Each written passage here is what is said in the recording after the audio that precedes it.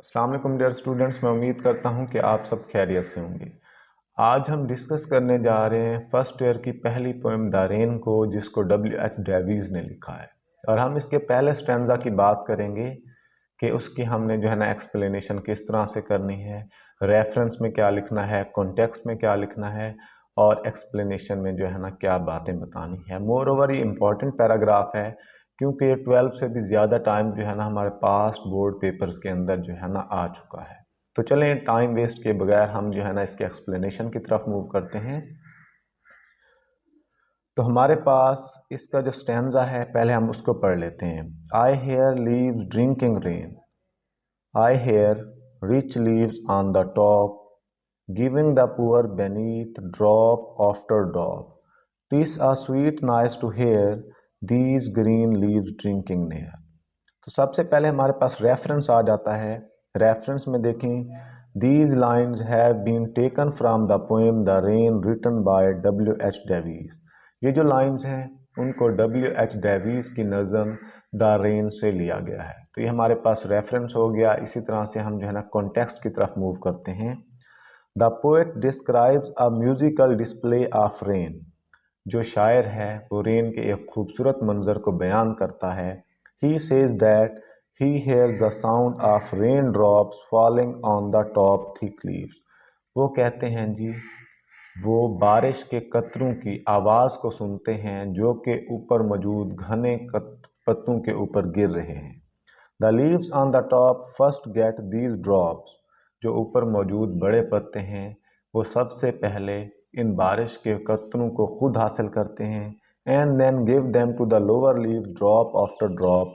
और फिर कतरा कतरा करके नीचे मौजूद छोटे पत्तों यानी कि कमज़ोर पत्तों को देते हैं। This symbolises the phenomena of distribution of wealth in the society. ये जो चीज़ है ये मुआशरे में मौजूद जो दौलत की तकसीम है उसके मजहर को ज़ाहिर करती है। Rich leaves mean the rich people. Rich leaf से मुराद अमीर लोग हैं। Who are sharing their bounty with the poor people, जो कि अपनी खैरात को दूसरे गरीब लोगों के साथ शेयर कर रहे हैं। Moreover the poet is hopeful. मज़ीद जो शायर है वो पुर उम्मीद है। He says that after the rain the sun will shine brightly. वो कहता है कि बारिश के बाद जो सूरज है वो खूब चमकेगा। The dark drops of water will begin to shine like pearls. जो बारिश के पानी के स्याह गोल कतरे हैं वो मोतियों की तरह चमकना शुरू कर देंगे। Everywhere there will be a lovely sight. हर तरफ एक खूबसूरत मंजर होगा, हर तरफ एक खूबसूरत नज़ारा होगा। Here the poet wants to say that if rich people continue giving alms like this, यहाँ पे जो हमारे पास शायर हैं वो ये कहना चाहते हैं कि अगर जो हमारे पास अमीर लोग हैं उन्होंने इस तरह से खैरात देना जारी रखा, then very soon there will be a climate of prosperity all around। तो बहुत जल्द हर तरफ खुशहाली का मंजर होगा। जो मीज़री है, जो तकलीफ़ है वो ख़त्म हो जाएगी, हर तरफ खुशहाली ही खुशहाली होगी। तो ये तो हमारे पास कॉन्टेक्स्ट हो गया। इसी तरह से हम इसके एक्सप्लेनेशन को देख लेते हैं। तो एक्सप्लेनेशन में हम आते हैं और इसको भी हम डिस्कस करते हैं। The poet very artistically describes the scene of falling rain on the leaves. जो शायर हैं वो बारिश के पत्तों पर गिरते हुए मंजर को बड़े माहिराना तरीके से बयान करते हैं। The rain drops are falling on the top thick leaves. वो कहते हैं जो बारिश के कतरे हैं वो ऊपर मौजूद घने पत्तों के ऊपर गिर रहे हैं। The top thick leaves after quenching their thirst give drop after drop to the lower leaves. और वो कहते हैं जब ऊपर वाले पत्ते हैं जब अपनी प्यास बुझा लेते हैं तो उसके बाद वो कतरे कतरे की शक्ल में उस पानी को अपने नीचे मौजूद गरीब पत्तों को देते हैं। Here the top thick leaves mean more fortunate or powerful people. वो कहते हैं यहाँ से टॉप थिक लीव से मुराद वो खुशकिस्मत या ताकतवर लोग हैं। Who have a responsibility to support and care for those who are less powerful.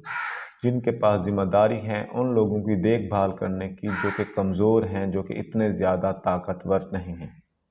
The lower leave stand for poor people. अब निचले पत्तों से मुराद गरीब लोग हैं। हु आर लेस पावरफुल, जो कि कम ताकतवर हैं। The lower leaves stand for poor people who are dependent on the rich leaves for their survival. جو lower leaves ہیں نا وہ غریب لوگ ہیں جو کہ امیر پتوں پر انحصار کرتے ہیں اپنی بقا کے لیے. The poet is really impressed by the generosity of the rich people. جو شاعر ہے وہ امیر لوگوں کی سخاوت سے بہت زیادہ متاثر ہوتا ہے، اور وہ کیا کہتا ہے؟ He calls the sound produced by the raindrops when the rich people trickle them down to the poor leaves a sweet music.